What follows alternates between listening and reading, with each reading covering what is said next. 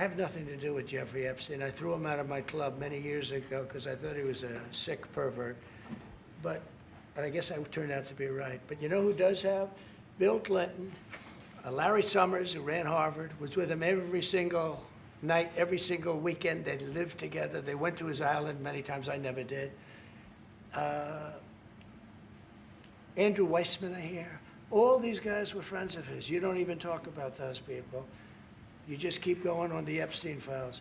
And what the Epstein is a Democrat hoax to try and get me not to be able to talk about the $21 trillion that I talked about today.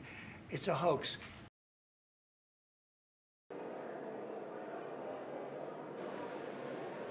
On this vote, the yeas are 427, the nays are 1. 2/3 being in the affirmative, the rules are suspended, the bill is passed, and without objection, the motion to reconsider is laid on the table.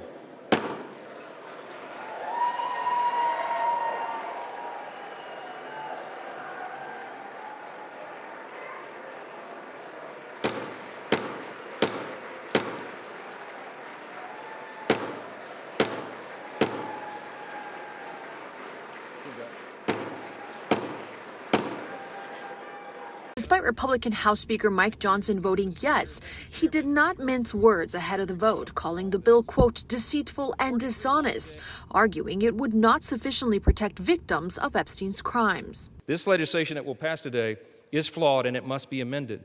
So now we rely upon our partners in the other chamber to get that done. That chamber is the Senate, where Senate Minority Leader Chuck Schumer urged members to take up a vote as early as today. Survivors agreed, issuing a message to President Donald Trump Tuesday morning. I am traumatized. I am not stupid.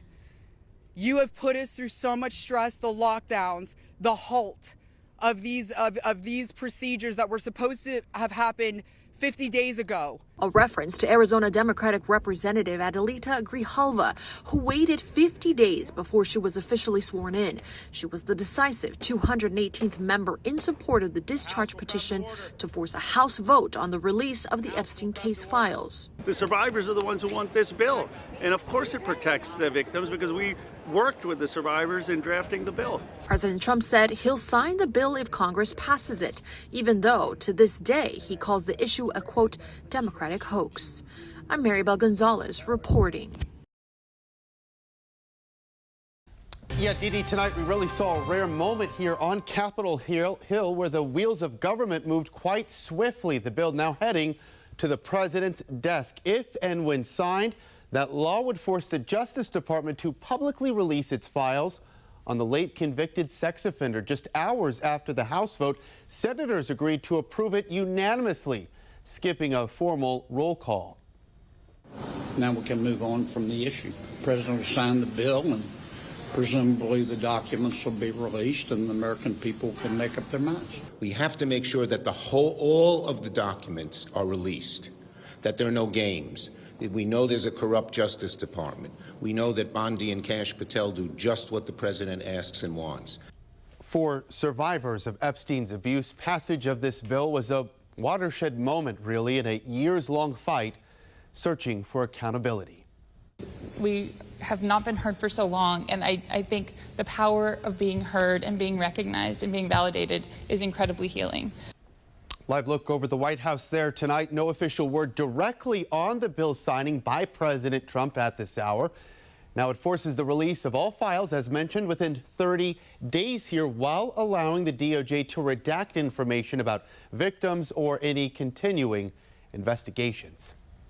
528 lawmakers in the House and Senate voted to release the Epstein documents after months of back and forth. The vote was nearly unanimous in both chambers. The only vote against coming from Louisiana Representative Clay Higgins. When asked why, he said it was for privacy concerns. Taking to X today, the congressman wrote, we've got it pulled up right here, the bill abandons 250 years, he says, of criminal justice procedure in America, adding there were a release of the documents on this scale stands to harm thousands of innocent people, including witnesses. I am traumatized. I am not stupid.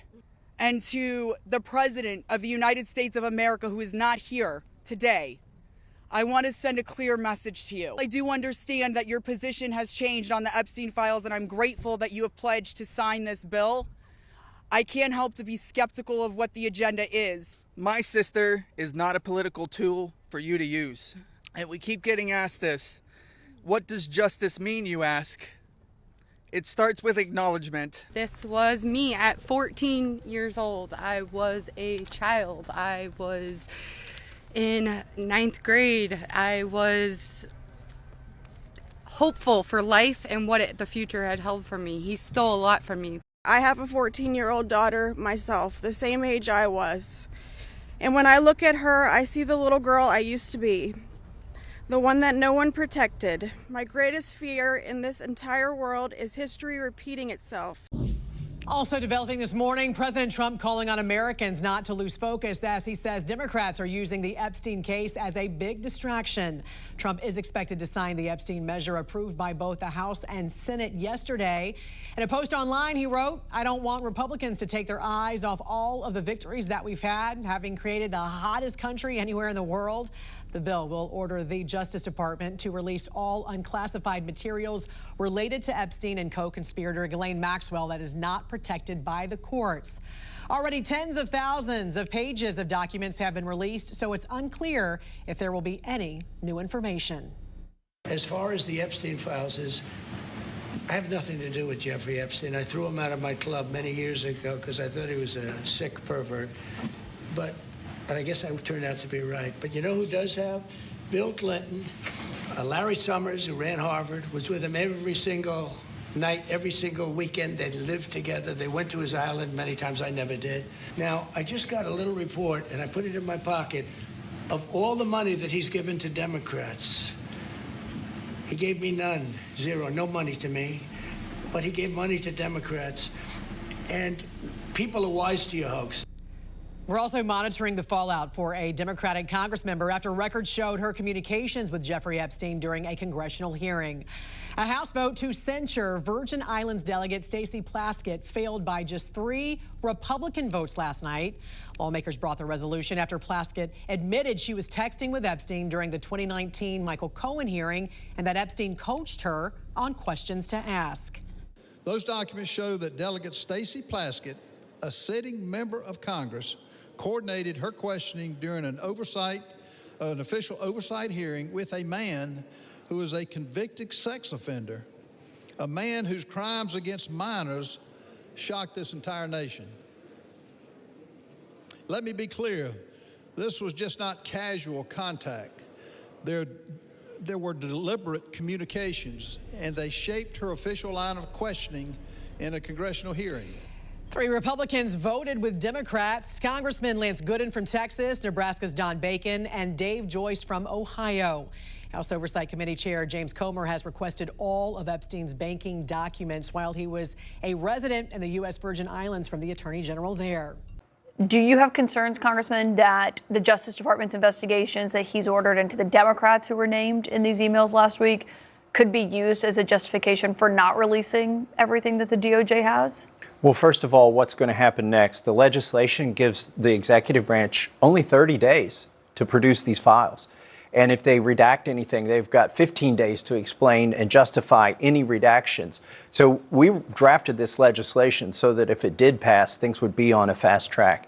And it is true that if they start investigations in one sort of silo of area of these Epstein files, they could block or delay. It won't delay it forever, but they could delay releasing those files there. But here's the thing, there are 1,000 victims and there are so many perpetrators. They can't open enough cases to block all of the Epstein files and to protect all of these perpetrators. So even if they do these, what seem to be partisan investigations, that's another thing that bothers me about the announcement the president made is he named Democrats and things that he was going to investigate. These survivors are not partisan. They don't belong to one party, and the perpetrators aren't either. And so this shouldn't be about political divide. So I hope that that was sort of a bluff, and I hope that the DOJ will release all the files. But even if they start investigations, they don't have enough investigators to block all the Epstein files.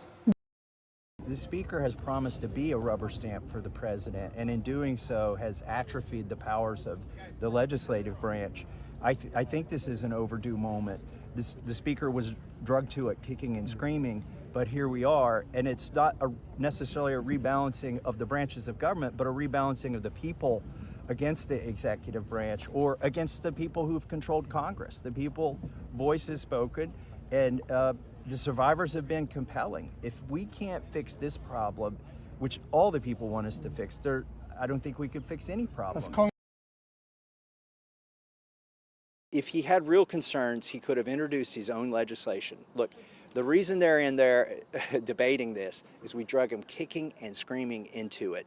They hated it. They've tried to stop it the whole time. It fails to fully protect victim privacy. It could create new categories of victims. It potentially jeopardizes grand jury secrecy. It fails to prohibit release of child sexual abuse materials that are not appropriately defined in the legislation.